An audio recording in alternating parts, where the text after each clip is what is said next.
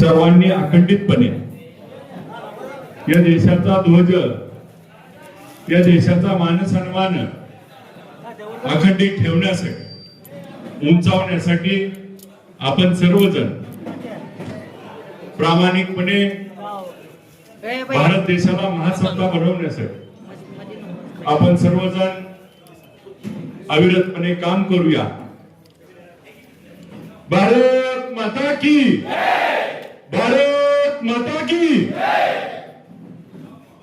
जिल्हा परिषद पंचायत समितीच्या निवडणुकीच्या निमित्तानं आपलं सर्वांचं ग्रामदैवत कनकामा मातेस नतमस्तक होतो।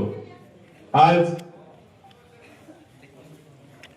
नारळ फोडून शुभारंभ प्रचाराचा होतोय। आपल्या या करकम जिल्हा परिषद गटातून आपले अधिकृत राष्ट्रवादी काँग्रेस पक्षाचे उमेदवार बाळासाहेबजी देशमुख साहेब या पंचायत समिती गणातून अधिकृत उमेदवार श्रद्धा अमोल शेळके, उमरे गणातून शहाजी मुळे, आपले या गणातील हे तिन्ही उमेदवार आपण सर्वजण आता प्रचाराचा शुभारंभ करतोय।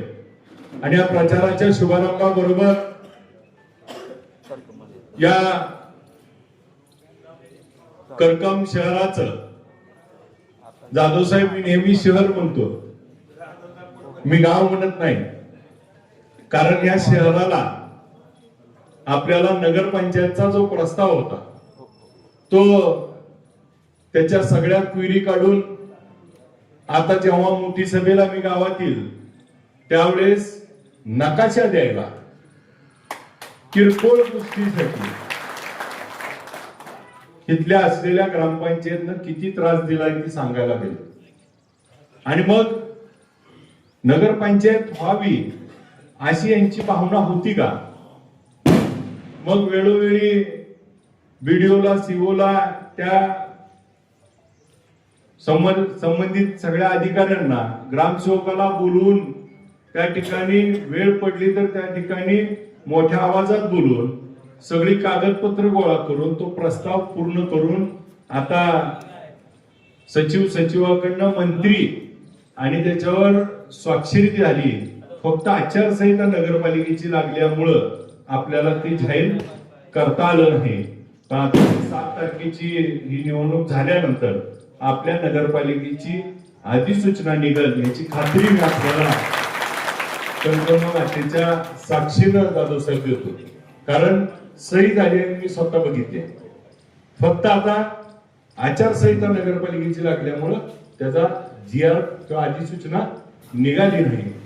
आपल्या अपर तहसील करकमला व्हावं म्हणून त्याचा प्रस्ताव, जवळपास सगळा प्रस्ताव करून आपण जिल्हाधिकाऱ्यांकडनं पुणे परत 2 क्वेऱ्या निघाल्या होत्या, त्या परत आल्या आणि परत त्या क्वेऱ्या पूर्ण करून आता वरपर्यंत आपला प्रस्ताव सगळा सबमिट झाला आहे। ज्यामुळं करकम पोलीस स्टेशन हद्दीतली असलेली जी आपली गाव आहेत त्या 27 गावाला अजून 2 गावं जोडून आपण 29 गावाचा त्या ठिकाणी जाधवसाहेब आपण अपर तहसील त्या ठिकाणी प्रस्ताव पूर्ण व्हायला निघालाय। आता हा अपर तहसीलचा प्रस्ताव पूर्ण व्हायला गेल्यामुळं आपलं जर अपर तहसील झालं तर आपल्या कुणालाही पंढरपूरला, एक तर आज बघताय आपण की तीर्थक्षेत्र आहे, तीर्थक्षेत्रामुळे पंढरपूरच्या तहसीलदारांवर खूप मोठा कामाचा ताण आहे। आणि मग पंढरपूरच्या तहसीलदारावरचा ताण कमी व्हावा आणि मग आपल्या भागातल्या रस्ता केसेस असतील, आपल्या भागातल्या नोंदी असतील, आपल्या भागातले काही कार्यक्रम असतील, मग अपर तहसील झाल्यामुळं ते सुलभ होतील आणि तात्काळ कामं होतील। आणि एका तहसीलदारावर जास्त लोड असल्यामुळं आपल्याला वारीचा काळ असेल। आज पंढरपुरामध्ये मंत्री सातत्याने येतात, त्यांचा प्रोटोकॉल करायचा असल्यामुळं त्या तहसीलदारांना गावभेटी असेल, रस्ता केसेससाठी वेळ देणं असेल, नोंदीच्या केसेस असतील, ह्याच्यावरती त्यांच्या कामाचा ताण पडतो. त्यामुळं आपण अप्पर तहसील केल्यामुळं पुढच्या काळामध्ये बऱ्यापैकी त्या ठिकाणी आपल्या या भागातला कामाचा ताण कमी होईल आणि त्याच्यामुळं पंढरपुरात देखील त्या कामाला न्याय मिळेल. अनेक केसेस त्या ठिकाणी आपल्या निकाली लागतील. याचबरोबर आपलं सब रजिस्टर ऑफिसच्या बाबतीमध्ये मागं पण मी आपल्याला बोललो होतो की 8,000 खरेदी आपल्या भागातून झाल्या पाहिजे असा निकष आहे आणि आपल्याकडे 8,200 ते 300 4,200 ते 300 खरेदी होत असल्यामुळं आपल्याला त्या ठिकाणी 8,000ची अट होती की तोपर्यंत सब रजिस्टर ऑफिस इथं आणता येत नाही. परंतु त्या बाबतीत सरकारच्या GR मध्ये एक त्रुटी होती. ती त्रुट अशी होती की जर ज्या ठिकाणी 2 सब रजिस्टर ऑफिस असतील त्याला आपण काय नवीन सब रजिस्टर ऑफिस मागत नाही. जाधव साहेब, नवीन मागत नाही. ऑलरेडी पंढरपुरात 2 आहे, एक तहसील ऑफिस मध्ये आणि एक मार्केट कमिटीत आहे. आम्ही त्यांना त्या पद्धतीनं म्हणजे काय की हे काम करत असताना 1 वर्षात अनेक अडचणी आल्या. त्या अडचणी सोडवत मला काम करावं लागलं.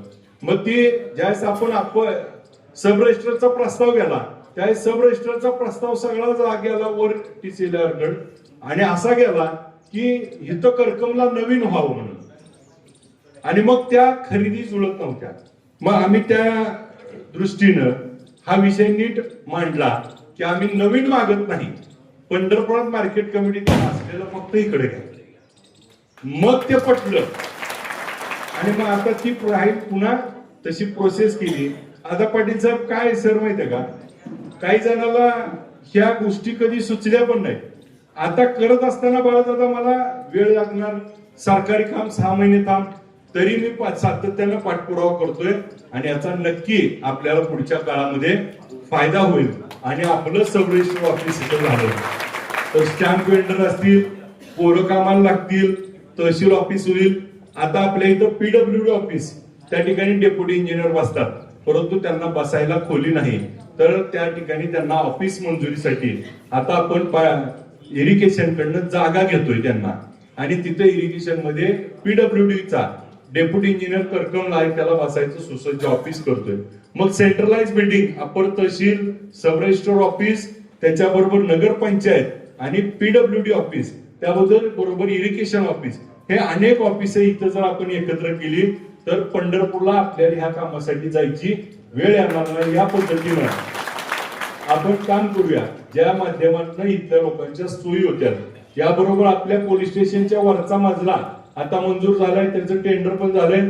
वर एक हॉल करतोय जेणेकरून आपल्या पोलीस स्टेशन मध्ये आलेल्या लोकांची त्या ठिकाणी काही छोटी मीटिंग घ्यायची असेल, सोयी असतील पोलीस बांधवांच्यासाठी, अशा अनेक गोष्टी विकास कामाच्या आपण पुढे नेतोय. आता जसं सांगितलं आपलं हा समोरचा रस्ता पंढरपूर टेंभुर्णी मंगळवेढा ह्याच्यावरती आपण गडकरी साहेबाला मी देखील पाठपुरावा केला, खासदार साहेबांनी पाठपुरावा केला आणि या रस्त्यावरती होत असलेलं ट्रॅफिक आता आपल्याला पण माहितीये किती अपघात होत आहेत, रस्ता फुल भरून जातोय, परंतु याला कागदावरती एक्सप्लेन करावं लागतं. तर याला काय नियम होता जाधव साहेब, आता आपल्याला 4,000 म्हणजे 2,000 वाहतुकीला 2 लेनचा रस्ता, मग आपल्याला 4,000 वाहतूक झाली तर 3 लेनचा रस्ता आणि 6,000 पेक्षा जास्त वाहन एका दिवसात या रस्त्यावरून जात असतील तर आपल्याला 4 पदरी करता येतो आणि मग त्याचा सर्वे केला पाहिजे. म्हणून गडकरी साहेबांचा तो एंडोर्समेंट घेतली, प्रस्ताव आला, सर्वे झाला आपला. तर त्यावेळेस लक्षात आलं आपल्याला आवश्यकता होती 6,000 वाहनं दिवसाला जायची, परंतु इथून जातात 10,000 ते 10,500 वाहन. त्यामुळं तो प्रायोरिटीत बसला आणि त्याच्यामुळं त्याचं सर्वेक्षण करण्याचा अधिकार त्या ठिकाणी आदेश निघाला. आता रस्ता 4 पदरी होणार.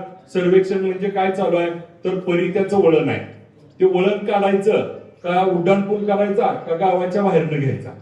कर्कमधनं उड्डाणपूल 3 ठिकाणी, पुढं गोळसे पाटील असेल, मग याचं आता सर्वेक्षण सुरू झालंय. पंढरपूर शहर कसं वळडायचं, तिकडून देगाव मार्गे पलीकडं मुंडेवाडीला जाऊन मंगळवेढ्याला जायचंय, तर तो नॅशनल हायवे, हा नॅशनल हायवे. तर या सगळ्या गोष्टीवरती सातत्यानं प्रत्येक महिन्याला अधिकारी बोलवून त्याचा पाठपुरावा करून त्या सगळ्या गोष्टी एकच वर्षात जाधव साहेब ही सगळ्या गोष्टी इथपर्यंत आणल्या. ज्यांनी 15 वर्ष आमदार होती त्यांनी याच्यावर चर्चा पण केली नाही. आज आपण त्या गोष्टी तिथं टप्प्यावर आणून आता काय प्रोसेस आहे, सर्वेक्षण झालं पाहिजे, त्याचं बजेट झालं पाहिजे, किती कोटी खर्च येतो, काय होतो, रस्ता कसा, भूसंपादन किती, आणि मग ह्याच्यासाठी लागणारी तरतूद आणि त्याची टेंडर ही साधारण 1 वर्षाची प्रोसेस आहे. 1 वर्षात आपला हा 4 पदरी रस्ता होईल आणि भविष्यात आपल्या करकमचा कायापालट त्या ठिकाणी व्हायचा आनंद आहे. नवीन एक गोष्ट आपण त्या ठिकाणी करतोय की आपण बघितलं असेल की शक्तीपीठ सारखा विषय. शक्तीपीठ त्या ठिकाणी बार्शीवरनं मोहोळवरनं पंढरपूरच्या पलीकडनं सांगोल्याला जात होता. आणि मग मुख्यमंत्री महोदयाला मी अधिवेशनामध्ये हा प्रश्न मांडला की आपला जो शक्तीपीठ होणार आहे हा शक्तीपीठ रत्नागिरी नागपूर रस्त्याला पॅरलल जातो आणि मग 7 किलोमीटरवरनं 10 किलोमीटरवरनं हा रस्ता जाणार आहे. त्या रस्त्यावरती सिमेंट रोड झालाय तरी देखील अजून तेवढी वाहतूक नाही. आणि मग उद्या हा रस्ता तिथं करून आज जर बघितलं तर सांगलीच्या पुढच्या बाजूला आज देखील अजून रस्त्याचं काम पूर्ण झालेलं नाही. सर तुम्ही बसा. अहो सर तुम्ही बसा. नाही ती बसली की अहो बसू द्या. उमेदवारांना खाली बसलं पाहिजे. आज बसा काय अडचण नाही. हा बस. आज जो आपला शक्तीपीठ होतोय तर आपण बघितलं असेल सांगली कोल्हापूरला जातो आपण. सांगलीच्या पुढे झालाय गाव तो हायवे तरी. मग ही जर हायवे झाला नसेल तर उद्या तिथं अडवलंय, उद्या ते येणार आहेत का पुढं, मग त्याला विरोध आहे. मग आपण त्या ठिकाणी भूमिका मांडली ती बागायत जमिनीतनं जाते. त्याच्याऐवजी जाधव साहेब तो इकडून घेतला तर त्याचे फायदे समजून सांगितले. पहिला गोष्ट सांगितली की त्या ठिकाणी ती बागायत क्षेत्र आहे, हे सगळं माळाचं जमीन आहे, ह्याच्यावरून घेतल्यामुळं याचा फायदा असा होईल म्हणलं की त्या ठिकाणी आपल्याला बार्शीतनं माड्यावरनं मोडलीवरनं करकमवरनं आव्यावरनं जांभूड आणि माळशिरस तालुक्यात जाईल आणि मसवड. मग मसवड म्हणल्यामुळं काय झालं, पालकमंत्री महोदय पण आले, त्यामुळं डबल ताकद मिळाली. आणि मग या माध्यमातून माड्याच्या वरच्या बाजूला एक MIDC प्रस्तावित केली. मोडलीच्या MIDCची आता अधिसूचना निघाली आणि मेंढापूरचं आता सर्वेक्षणचं काम सुरू आहे. त्या 3 MIDC तिथे येतील. मसवडमध्ये 3000 एकराची MIDC झाली आहे, ती या रस्त्याला येईल. आणि मग अजून 2-3 MIDC झाल्या तर 5-6 MIDC या रोडला आल्या तर मोठी इंडस्ट्री इथे येईल. या भागातल्या रोजगाराचा प्रश्न मिळत, आमच्या तरुणांना उद्योग टाकता येतील, काही तरुण नोकरी लागतील, जे पुणे मुंबईला जात आहेत त्यांना इथं चालू होईल. म्हणून या MIDC त्या हायवे इकडं आल्यानंतर फायदा होईल. हे ज्यावेळेस मी मुख्यमंत्री महोदयांना पटवून दिलं, मुख्यमंत्री महोदयांना सांगितलं की या हिंदुस्थानचं अखंड दैवत छत्रपती शिवाजी महाराजांचं कुलदैवत असणारं तुळजाभवानी आणि शिखर शिंगणापूर ते देखील जोडलं जाते. मग शिवाजी महाराजांची 2 कुलदैवत जोडली जातील आणि मुख्यमंत्र्यांचं कुलदैवत पण त्याच रस्त्यावर जोडलं जाईल. आणि त्याबरोबर ज्योतिबा, पन्हाळगड, बाळूमामाचं आदमापूर हे सगळं जोडले गेल्यामुळं कोल्हापूरच्या खालून रस्ता जाणारा तो वरून गेल्यामुळं आपल्या या माळरानावरनं गेल्यावर ह्याचा कायापालट होईल. आणि ज्या विकसित भागाचा विकास करण्यापेक्षा अविकसित भागाचा विकास केला पाहिजे, हे मी अधिवेशनातलं माझं भाषण आहे.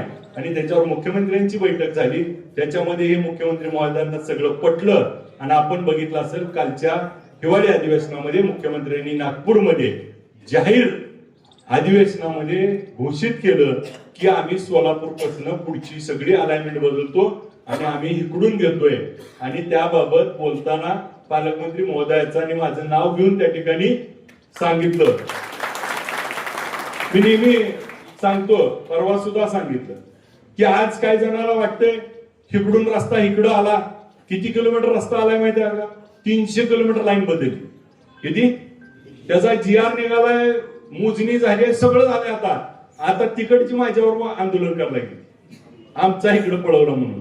पण आज त्याची कारण काय, पंढरपुरात आपण जातो बघा, पंढरपूरला गेल्यानंतर दगडी पूल आहे आपला, दगडी पुलाच्या शेजारी एक पूल आहे. त्या पुलावरनं ज्यावेळेस आपण बाहेर पडतो, बाहेर पडल्यावर एक वळण आहे. उजव्या बाजूला 65 एकराची जमीन आहे, डाव्या बाजूला 65 एकराची जमीन आहे, दोन्ही शासनाची जमीन आहे. ते वळण घेतलं, ती सरळ केलं असतं चाकात नाक्यावर तर काय झालं असतं का? पण त्यावेळेच्या लोकांनी बघितलं नाही. आज त्या वळणात 58 लोकांचे जीव गेले. एक रस्त्याचं एक वळण चुकलं तर 58 लोकांना जीव घालवावे लागले. हे रस्ता अख्खा चुकला तर पुढची पिढीच बर्बाद व्हायला. म्हणून मुख्यमंत्र्यांना हे पटलं, म्हणून इकडं आला. आणि त्याचा आता नशीब असं आहे आपल्या गावाचं की करकम मधनं सगळ्यात मोठा रस्ता जातोय. मग आता नुसता रस्ता घालवायचा का? आता काय जणाला म्हणते ती रस्ता गेल्यानं काय होत. तर आता रस्ता गेला म्हणल्यावर मला वाटलं की आपला काय तर स्वार्थ साधून घ्यावा. त्याच्यात आपण लगेच सांगितलं करकम मध्ये आम्हाला 200 बेडचं हॉस्पिटल पाहिजे. ट्रॉमा केअर सेंटर मंजूर केलं आपण त्याच्यात की उद्या जर ह्या हायवेला एखादा अपघात झाला तर त्याचं कुठं तरी उपचार झाला पाहिजे. तर ती कुठं व्हावा तर करकमला. मग 200 बेडचं हॉस्पिटल त्या ठिकाणी सुदैवाने कोणाचा अपघात होऊ नये, पण झालाच तर त्याला उपचार मिळाला पाहिजे म्हणून ट्रॉमा केअर सेंटरची तिथं आपण त्याच्यात सोय केली.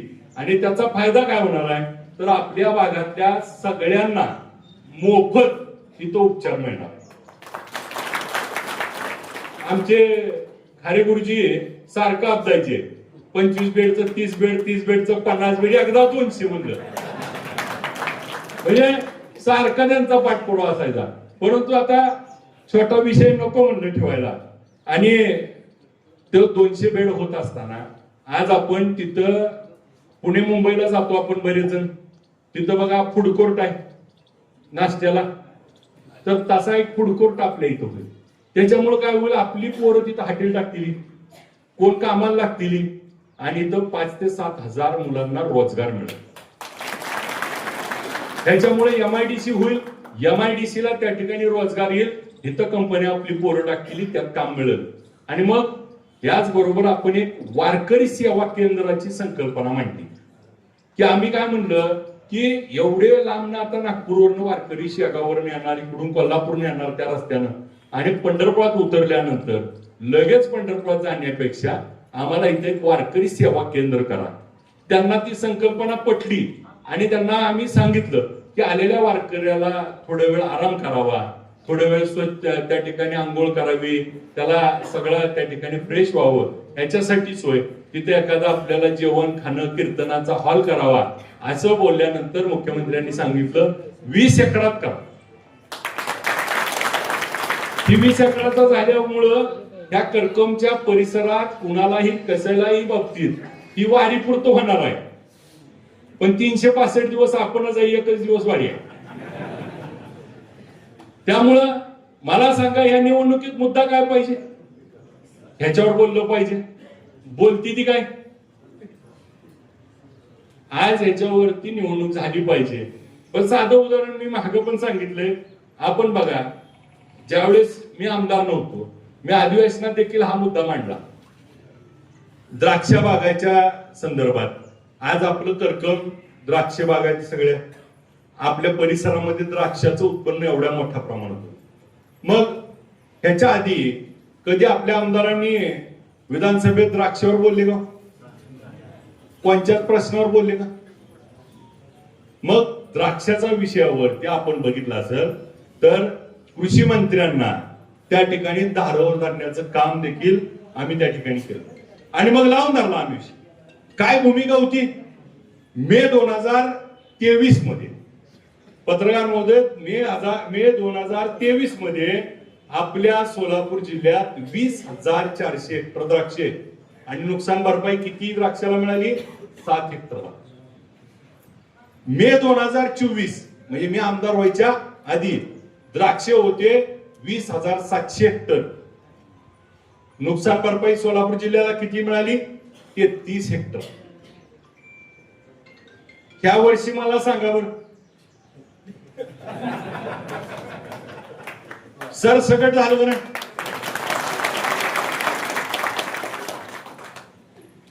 मागच्या वेळेस नुकसान झालं पण आपल्याकडं आता वाढपे आपलाय पण तिला भरभरून आलं नाही. बर मला सांगा तुम्हाला कुणाला एक अर्ज करावा लागला गो? कोण म्हणलं आमची नुकसान भरपाई द्या, म्हणायची वेळ आली का? का तर तुमचा लोकप्रतिनिधी त्या ठिकाणी रात्रंदिवस आपल्या सरकारमध्ये आपली भूमिका मांडत असताना आज आपल्या लोकांना कशी मदत मिळली पाहिजे हीच भूमिका घेत होता. पंचनामे करायचे होते, पंचनाम्याच्या बाबतीत तलाठी, सर्कल, तहसीलदार, प्रांत, कलेक्टर यांचा पाठपुरावा प्रत्येक दिवशी मी करत होतो. आज किती पंचनामे झाले, कुठं राहिलाय, काय राहिलाय, का नाही, अख्ख्या तालुक्याचा. माढा तालुक्यात 1,04,000 सातबारे आहेत, 98,000 सातबाऱ्याला मदत मिळते. ह्याच्या आधी या भागात आपण बघितलं असेल तर तोंड बघून ही माझ्या पार्टीचा, ती माझ्या जवळचा, त्यालाच मदत मिळायची. आता आपण आपली तर भागवली, त्यांची बी. त्याच्यामुळं बाळदादा मत टाकताना तुम्हाला कळणारच नाही किती कशी पडली ती. आणि रेकॉर्ड ब्रेक ने श्रद्धा निवडून येणार. कारण आहे तुम्ही होता तेव्हा काय केलं आणि पुन्हा अजून त्यांना अपेक्षित आहे. अपेक्षित असताना तुम्ही किती लोकांची अडवणूक केली, किती लोकांना शिव्या दिल्या, ऑन कॅमेरा शिव्या दिल्या आणि मांडीला बसते.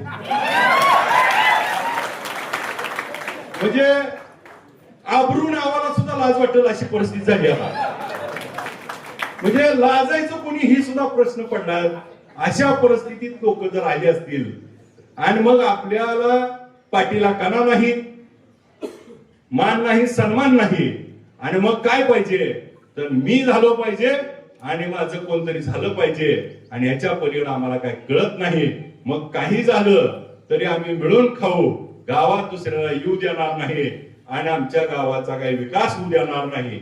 आज आपल्या इथं तलावाची 2 कामं झाली, त्याच्यात भागी कोणाची होती हो? तुमच्या गावातल्या उमेदवाराची आणि तिकडं वाकरीच्या उमेदवाराची. का तुम्ही एका पक्षात गेलाय? का तर अभिजित पाटलांना अधिवेशनात आता विषय मांडलाय, चौकशी लागली तर जेलमध्ये जावं लागतं, म्हणून ही भाजपमध्ये गेली ती काय उभा राहायचं ह्याच्यासाठी गेली नाही. ती त्यांना माहिती निवडून येत नाही, पण पुन्हा जेलमध्ये जायची बारी येईल का तर आता चौकशी लागली. आतून खूपशे मागे लागले. आता प्रश्न असा आहे, खालच्या उमेदवारानं वरच्यावर तक्रार केली. आता म्हणू शकतो खालचा उमेदवार हे वरचा चोर नाही. आधी काय म्हणत होता, आता काय म्हणणार? मग चोराला चोर म्हणायचं नाही का? भ्रष्टाचाराला भ्रष्टाचार म्हणायचं नाही का? आणि मग मूळ मुद्दा काय आहे तर तुम्हाला या सगळ्या प्रश्नाची उत्तरं देऊन लोकांना तुम्हाला सिद्ध करावं लागेल. भले आमचे उमेदवार त्या ठिकाणी श्रद्धा 22 वर्षाची आहे, तिच्याकडे बघा, त्या ठिकाणी निरागस बाळ आहे, ती कुणाच्या पापात त्या ठिकाणी नाही.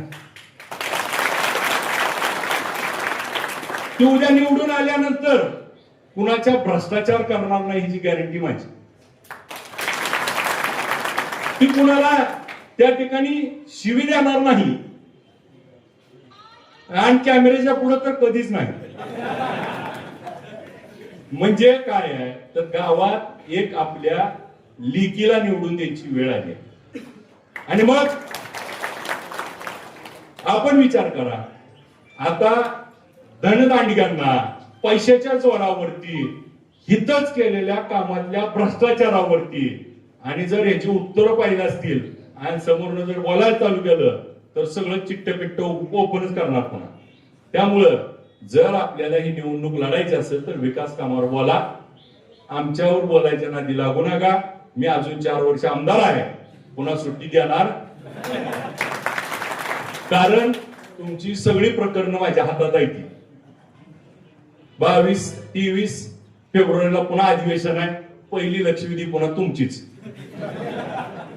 का तर तुम्ही इथं केलेल्या भ्रष्टाचाराचा हिशोब द्यावा लागेल.